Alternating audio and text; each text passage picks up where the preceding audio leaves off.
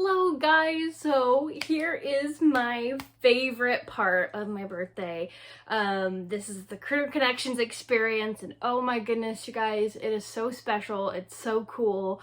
I've done it again since then with Solika and Riley, so that will be in a much later vlog. But it's like, this is literally what I want to do, is like be an ambassador animal keeper. And that's what we're about to see, Ambassador Animal Keepers with the Ambassador Animals. Oh my gosh, so please sit back and enjoy this. It is another long one, but there was just a lot of great information in there. All right, here we go. Allow drinks in, but because we're not using I can this leave it out. area, we can just, if you want to leave it off to the Awesome. side. So that makes sense. That's why you can lay it out. Or even there. There we go. So, Obi. Yes. Obi is a ball python. So ball pythons are from Western Africa, like northern and western type Africa. And so they usually dwell in and around rainforests. And so Obi here has the perfect coloration. See that pattern that really would mimic like mottled sunlight coming through from the rainforest. You guys can see him sticking out his tongue. Do you guys know what he's doing? Smelling? Yeah. So, good job. Do we smell with our tongues? Yes, no, I'm kidding. Yeah, right? That's weird. Right? With our tongue, we're like, ooh, pizza. So what they have is a really cool organ in their mouth, on the roof of their mouth. It's called the Jacobson's organ. And so what that does is, Obi here is sticking out his tongue, just like we sniff in and all the particles in the air go in our nose. He's collecting those same particles on his tongue. And so what that does is he collects it and then he puts it to the roof of his mouth on that organ. And then in fact, with his smelling is his forked tongue. So do we know why snakes and some lizards have forked tongues? Mike looks at me. I'm not like a reptile. I can heard of like, but.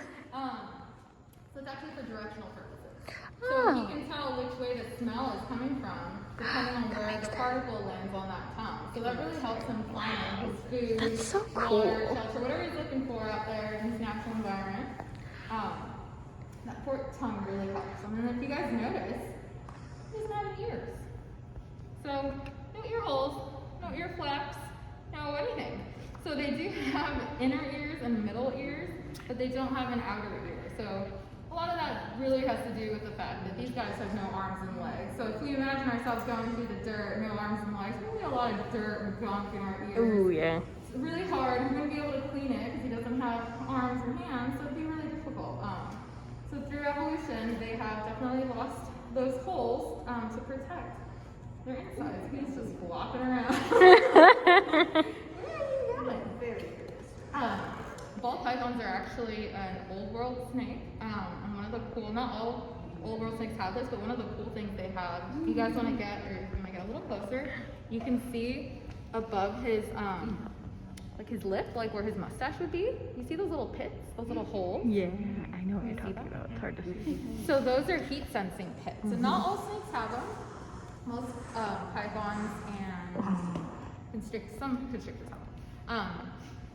But what that can do is exactly what it sounds, sense heat. So these guys are hunting at night. They are nocturnal. So to find things, it's going to be a little difficult at night. So those pits are actually able to detect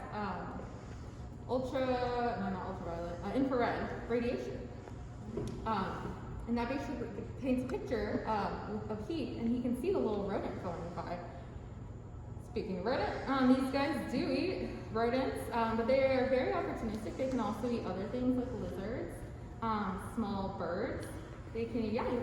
Excuse me, I missed what kind of snake he is. Bull python. Bull python. Bull python, yeah. And the reason they're called that, he's not going to show you right now, but it's when they get nervous or threatened or uncomfortable, they'll roll up into a tight ball. I didn't know that. Protective defense mechanism to try to keep all the organs and vital parts tucked in. And his name? Obi. Thank you. Yeah. Like Obi-Wan Kenobi. Yeah. It's the easiest thing to remember now. Yeah, these guys can grow 2 to 6 feet. So Obi is a little small for his species. That's just very normal. Just like people, some of us are really short, short. Some of us are really tall, so it's not really indicative of his health or diet or anything. He's just a little short. Another cool, interesting thing about these guys is if you can see, they have spurs. So old world snakes, you can see actually where through evolution they lost their legs. This is evidence of where their legs once would have come out, and they've slowly, shrunken through time, and now just the spurs are left. So that's I don't think I super realized interesting. that was about like they actually used to have legs many thousands of millions years ago. They also don't have eyelids, so you will not see. Oh, perfect. They don't have eyelids, so when they shed, they actually will shed even that eye cap. There's like a layer on their eye that they will also shed to get that fresh layer. Since they're not able to clean their eyes, again, same as like the ear thing, they can't really clean them. Is he about to shed? No, not yet. The eye thing is just because he's a little older. He's over 26. Oh, Yeah, wow. he was donated. yeah, so I was going to say 26, and he's that size. Yeah. Oh, gosh. I think he's maxed out. Yeah, can get pretty big. He's pretty done grown. I mean, he'll grow a little bit more, but he's not going to get like way bigger than what he is now, considering his age. You guys want to do a touch up? Same time, it's like I don't Yeah, mind so feel touching free to every come on animal. up. You can touch anywhere on the body. My friend has I don't know if beautiful. the ones that you can have actually. Feeling as like a basketball, and now I can't unfeel Oh, that, yeah. right? Very basketball-like. Very smooth. So he keeps those very smooth by doing that routine shedding. That will keep his little scales. Oh, you're good. Rapid, nice and silky. Well done. Very well behaved ball python. Yeah, ball pythons are definitely the more docile of snake species. Typically, people that are intimidated or scared of snakes, usually ball pythons are the go-tos because they're so chill. Not the world's smallest snake like most people think they would be, but they are the docile. And they live quite a long time. They are very popular in the pet trade, so a lot of people don't consider how long they're going to live. And then all of a sudden, it's their kids and their grandkids, perhaps. Yeah, my friend had a pet one once, and I remember her name is Sophie, and she I would hold her for so long until we were like, okay, it's time to put her back in her box. Long enough that it was still safe, but.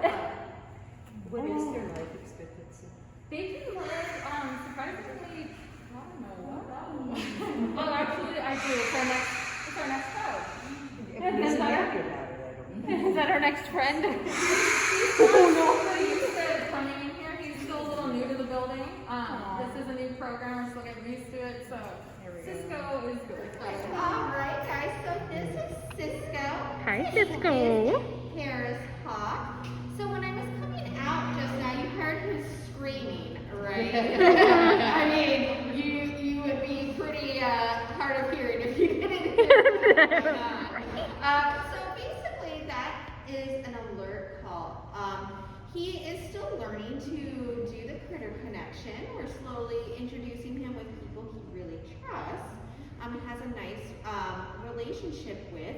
Because if he trusts us and he can go, okay, well, I trust you, you're my comfort area.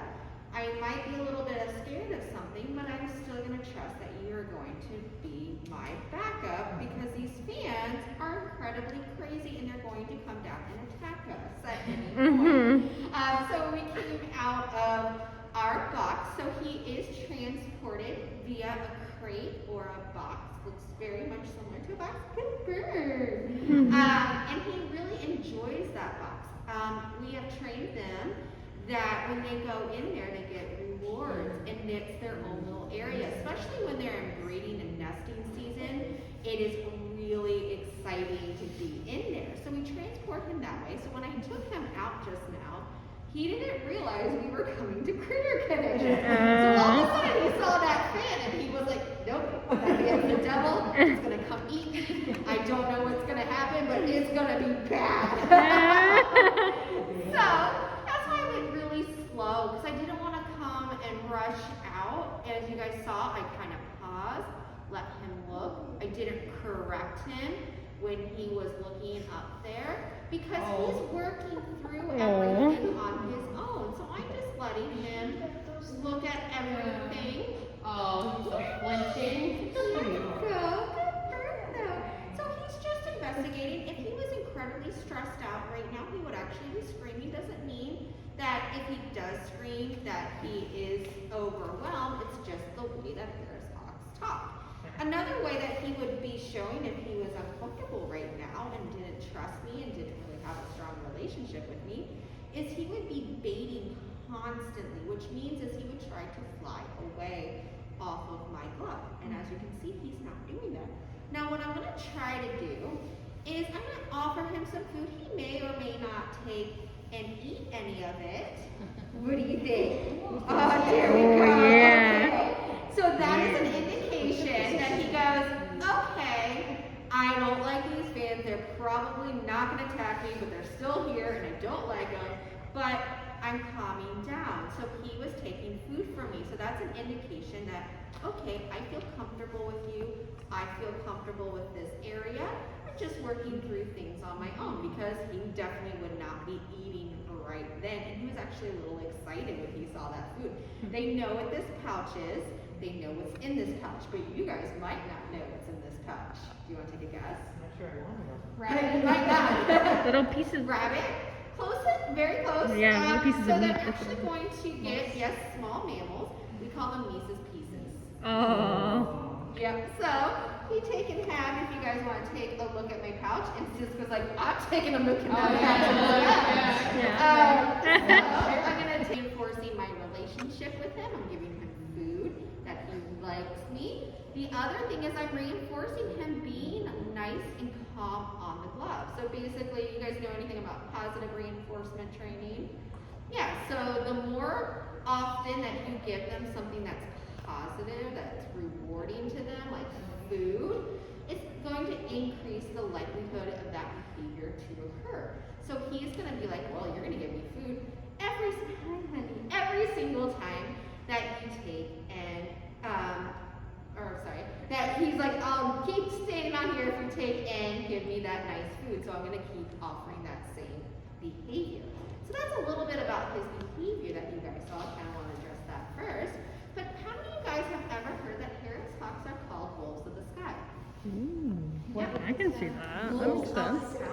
It's because, yeah, you know, I know it's hard to with the mask. Yes, enunciating, and sometimes, as Melissa and Olivia have heard, sometimes when I get really excited, my voice goes really loud. So I'm trying to interrupt you guys with that in here. I'm showing it for Cisco. Hi, honey, good bird. Oh, are you being nasty? And this right now, guys, is him wanting to breathe with my glove. So he's absolutely comfortable right now. A little too comfortable. Oh my goodness. I was getting in that position. So I think the fans are fine now. We've gotten through this.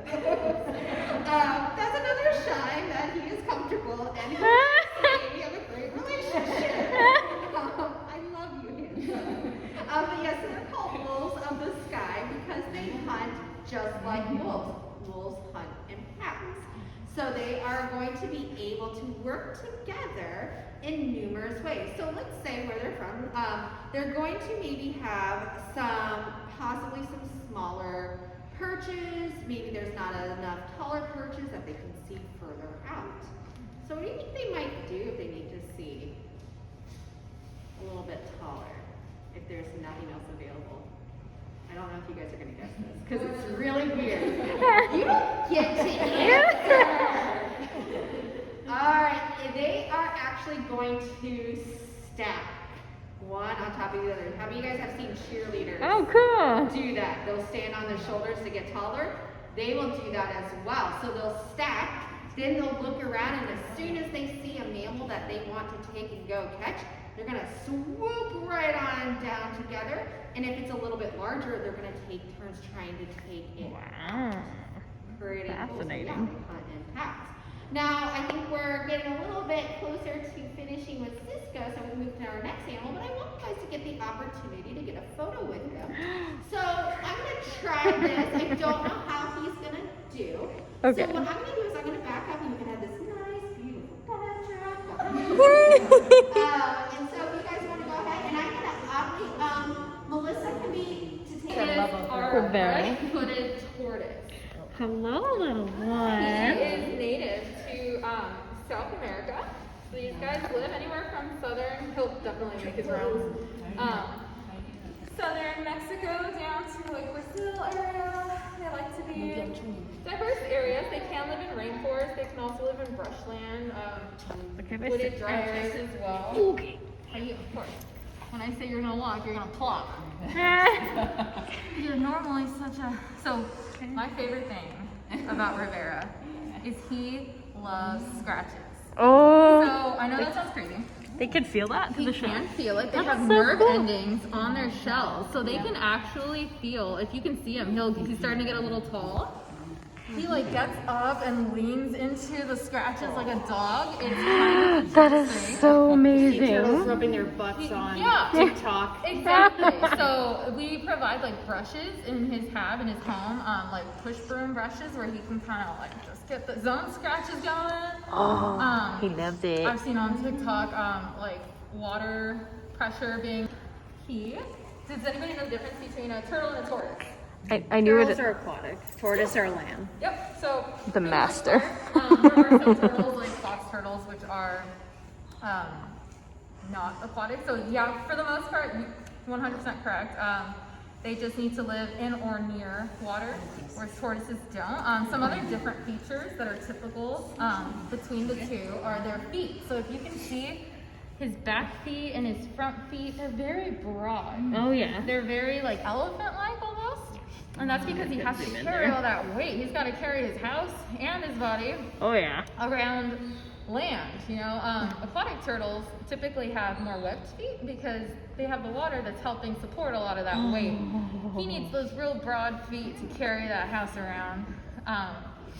Typically also tortoises are more dome-like. They are typically like taller and a little bit broader, whereas turtles tend to be a little flatter. Again, that's not always true, but it's a trend. He has selected you. Yeah. I have. I assume I don't want He to. knows it's your birthday. Oh. Am I allowed? I probably shouldn't scratch him or anything, right? You straight for the birthday, girl. Am I allowed to like? Yeah, so Okay. we can do pets, just Cool. not on his head. Not on his. Okay. I always ask because I know. Absolutely. We can do some Oh. pets and I'll bring the Giddy? magic soap back around. We can do scratchies too. If you guys want to give him a nice little spa day, he will not mind. Yeah, he loves it. He's so cute. And what's really fun about these guys is that they're very different personality-wise. He lives with his brother. And they have a little bachelor pad together. Oh. Be careful of your fingers. Yeah. He will nibble. He likes to get bananas, and he can confuse bananas with fingers sometimes. Oh yeah. Yeah. But yeah, they're very different personality-wise. Rivera here is such a social tortoise. He was I can tell. He's like right off. He's like people. He's made for this job. Do you like the butt? Do you like that He butt? loves to be scratched. He loves to walk around us. His brother's a little more shy. Circular But motion. it's fun to see the differences between the same species, and yet they're so different personality-wise. Are you scared of me? Oh. Yeah. He can be intimidating. All turtles and tortoises have feet similar to birds. So it's cute. They have little feet. I got it. There we go. Yeah. He's like, yes, I will take scratches all day. Here's your new dog. He's like, okay, he's caught here. So he Oh, yeah. is definitely a spring chicken still. Definitely, if you come back, we use him very often because he's so good with people. Yeah. They're actually omnivores, which is interesting. Most people think they eat only herbivorous diets, but we actually provide them meat 3 times a week. It's worms, right? No, it's actually like chunks of meat. Oh, you guys do that? Okay. Because I know some people do for like their box turtles. Yeah.